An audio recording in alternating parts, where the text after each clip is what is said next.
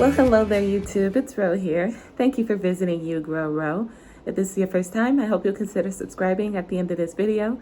If you've been here before, thank you so much for coming back. I appreciate you. Today, we are going to take a look at some seeds that I got from migardener.com. They had a sale recently, and prior to the sale, I had made a purchase too. I have a lot of seeds, and I don't want to make this a long video. I'm going to try and keep it short, so let's get right into it after this intro.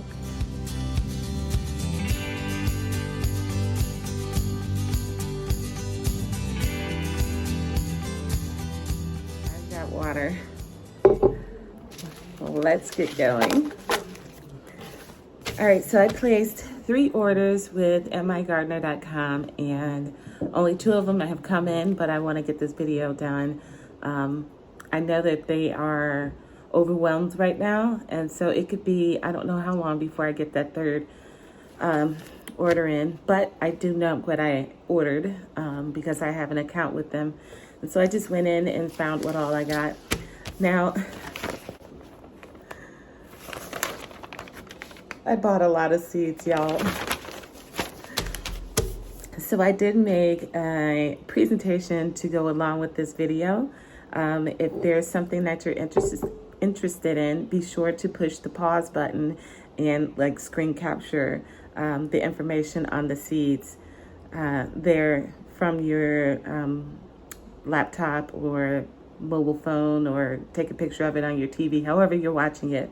And I thought that would be helpful because I'm not going to have time to read the backs of every last one of these packs of seeds. It's going to take forever if I did that. So what we're going to do instead is go off of my notes. And I tried to keep it just 1 line per pack. And that, I think, should keep the video down. So you ready? I am. Let's do this. Okay, so first I got the Chile de Arbol pepper. It means tree chili, which I think is kind of fun. And it's 6 times hotter than a jalapeno, which to me sounds like it'll be on the edge for me. Maybe I can handle it, maybe I can't. We'll find out. But the best thing about it is that it's container friendly. Moving on, I got the Orange Glow watermelon. Now this one has that deep orange colored flesh, which I thought was absolutely beautiful. But on the packet, it also says that it's one of the sweetest melons that they've ever come across. I was sold. Between the color of the watermelon and their description of it, sold. It was easy peasy, especially $1 per pack. You couldn't go wrong. You can't go wrong. Next up is the Rose Aster. Now, I fell in love with that vintage pink color that it is. And also, it's a semi-dwarf, which means I can probably grow it in my aerial gardens indoors if I ever wanted to do that. It's container friendly, it's pollinator friendly, and they said it's easy to grow. All wins to me, so that's a win-win. Next up is the New Mex Joe Parker pepper. It's supposedly mild, thick-walled, and great for roasting, which I'm interested in doing. Following that, I got the red shiso. Now this one intrigued me. I think I saw Ginger was growing this, but she was growing the green variety, and she had been using it in her salads and stuff, so I thought I'd give it a try. It's described as a spicy herb with cinnamon and clove notes. Ooh. Moving on is the Ferdaucafy tomato. Now, I've grown this before in my aerial gardens, indoors, multiple times. It's a really nice tomato. As part of the Dwarf Tomato Project, and its name is part of the Maori language from New Zealand, and it means red, yellow, and that's what color the tomato is. It's container friendly, it's tasty, and it's productive. I ran out of seeds, and so there they were on his site. I grabbed them for $1. Next up is the big rainbow tomato. I'm actually growing this one right now, but I don't have any more seeds left, so I went ahead and I got it. It says that the fruits are regularly weigh 1 pound and even sometimes surpassing 2 pounds. They claim it's container friendly and that the color continues throughout because it's got that muddled color with the red and that yellow orange. This is my first time growing it, so I can't attest to any of this, but I don't have any more seeds, so I had to get some more. Next up is the Tommy Toe tomato, obviously container friendly. Then they said it puts out hundreds to thousands of tomatoes that are sweeter than candy. You didn't have to say anything else. That was enough. In my cart it went. Next up, Black Sea Man tomato. First of all, I thought that name was so cool. And then secondly, it's a determinate, which means I can grow it indoors. You know, I try to get those seeds where I can grow them hydroponically as well. But it's container friendly and is described as having hints of pineapple and tropical fruit. And the tomatoes regularly get to 1 pound big. All sounds good to me. Next up is the hillbilly tomato. I've been hearing about this for years and I've never actually grown it. I went ahead and I got the seeds because again, $1, what could it hurt? But they say it produces 1 to 3 pound tomatoes and it's very high yielding. Next up is the black cherry. My experience with the black cherry is that it's super productive, super tasty, and it's a great pop of color in anything. I don't have any more of the seeds left, but this year I went ahead and ordered them. If I can get these growing in the house, I will definitely go ahead and save my own seeds from here on out because I found a new technique for saving tomato seeds that Stacy over at Hands in the Dirt showed us in one of his recent videos. And so I'm going to be trying that, and then maybe I won't have to buy my tomato seeds over and over and over again. Moving on, I needed some more seeds for the 42-day tomato. I was out of them. My experience is that they're fast growing, they're productive, they're beautiful, and they're very meaty. Not super big, but meaty. Moving on is the red bartender radish. I'll buy any radish I don't already own, but it says it's just, yeah, that's what my notes say actually. It's just a variety I don't already own. I got some variegated cat grass. That's for the wee baby pippin. I got the tender green cuke. It says here it's ideal for spring planting and tender. Now, I don't know that I'm going to grow it in the spring because in Ohio, we've been going from spring to, blazing, sitting on the sun within like weeks. So I don't have a whole lot of time for things that's going to bolt. So I was thinking this would be good for me to plant in the fall time here in Ohio. So I'm going to give that a try. Next up is lemon mint. It said it was bright and lemony scent. Sold. And that you could use it raw or dried. I'll probably be using it either way. Catnip. I'm not actually getting those seeds for the cat, although I'm sure I'll share some. But I'm actually getting that for myself because it's supposed to be great for painful menstrual cramps when you take it as a tea. And the older I get, the more violent my lady business becomes.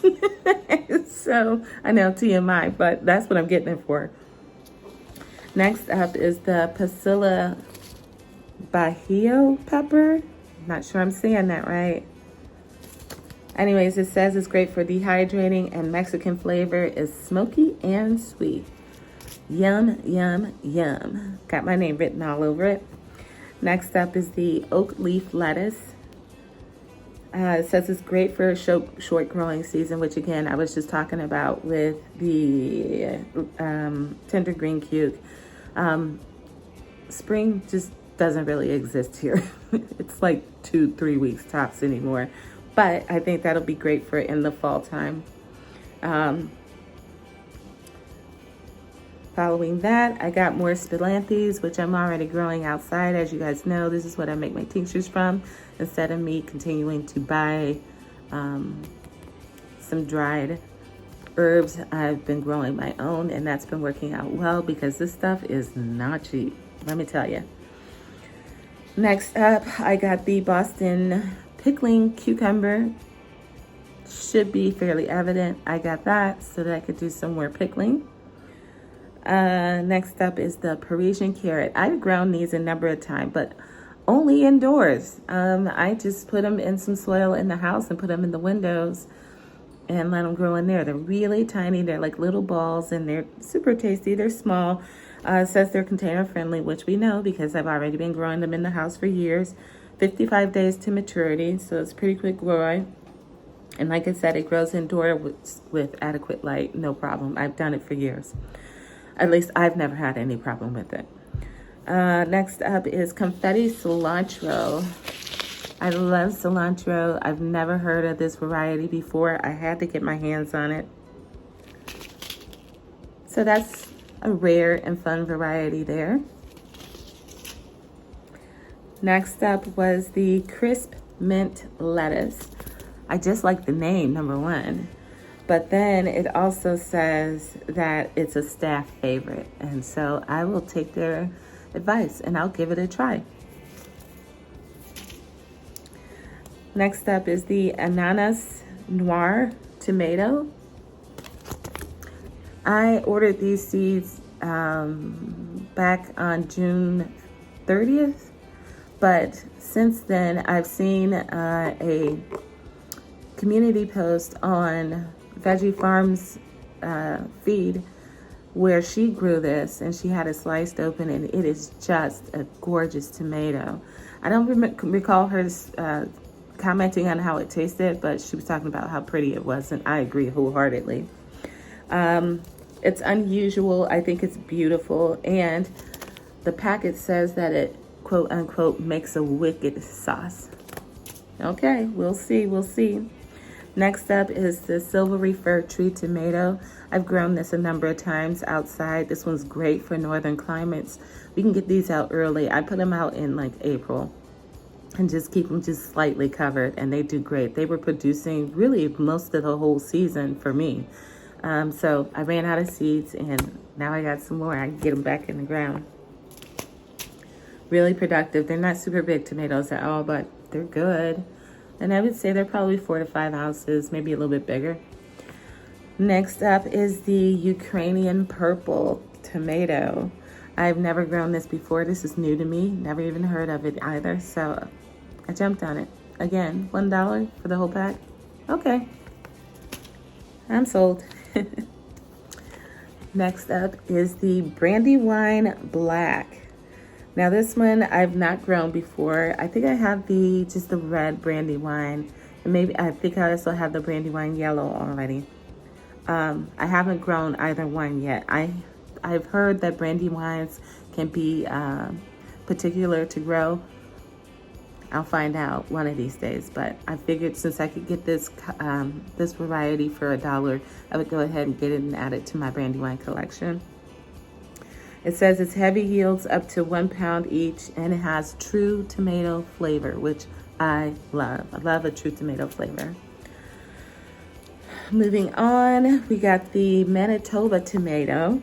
I've not grown this one either, but I had to get it. It's a determinate variety, which again means that I can grow it indoors in one of my aerial gardens. It says it's best suited for northern climates because of its cold tolerance, which is perfect for me being in Ohio Zone 6B. It's cold, that means this will last longer into the season and can be started earlier in the season, which is a method I tend to use in order to prolong my harvest, since, you know, it gets cold here and stays that way for a little bit.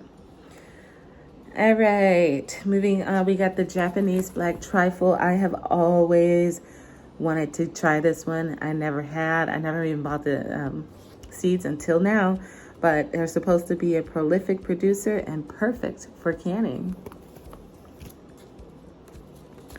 Next up, we got the Cherokee purple. I already have seeds for this, but I haven't grown it yet, and I've always wanted to try it. So I figured, what harm could it be getting another pack of seeds for $1? It was worth it. Next up is the Black from Tula tomato. First of all, love the name. But I'm also really finding that I enjoy not just red fruits. I enjoy all the tomato colors. Take that back. I haven't tried a green tomato, but I enjoy most of the tomato colors. But my favorites would definitely be the reds, and then closely following that are all the dark colored tomatoes, which have all those anthocyanins in them. Supposedly have the better depth of flavor and have a smokiness to them. So I tend to like those. So whenever I saw this, I thought, yeah, I'm probably gonna love it. So I got the seeds. Next up is the mushroom basket. I've grown this one a number of times. It's one of my favorites. It's delicious. And I love how fluted it is. Let's see. I don't recall it being especially producing. Well, they say it's high producing, so okay. Anywho, they describe it as firm, sweet, and tangy. I would absolutely agree with all of those descriptive words. Next up, I got some pepperoncini peppers. I buy these, probably a jar of these, probably 3 times a year when I make my Mississippi pot roast. And it finally occurred to me, why are you not just growing your own pepperoncinis? Duh. So I went ahead and I got these seeds. Moving on to the red beard bunching onion. I've grown these a number of times. Not only are they beautiful, look at that coloring, but they're also very tasty. Plus they're fast growing too. It says here, well, no, on their packet it says 110 days. I don't recall it taking that long. But I could be wrong. Either way, I know I've grown them a number of times and I like them. We're almost to the end, guys. I'm going. Next, I have the red acre cabbage. This one takes 65 days. I like the purple coloring. It'll be a nice addition to my slaw. I've never grown it before, but I won't be able to say that for long because I'll be trying it. Next up is the royal burgundy bean. I grew these last year and I think this spring. They're just like any other bean. They taste just fine. They're easier to find on the plant because of their coloring, and they grow nice. They're stringless, and they take 60 days to mature. I like them. I don't have any seeds left for them, so I went ahead and I grabbed some more. Second to last is the Mountain Princess tomato. I've never grown this one before. It says it's 70 days. It's a determinant, so of course I want it. And best part is it's bred for cold climates. Places like Ohio. So I had to get it. That'll be one that I'll be growing in the spring. And finally, I got the pimento L pepper. I've been wanting to grow my own pimentos to dry for spice for years. So I finally got some pimento seeds. Well, I'm growing some pimentos right now. They're called the Ashe County pimentos, but I believe that's the only pimentos I had. Now I have this variety too, which is the pimento L.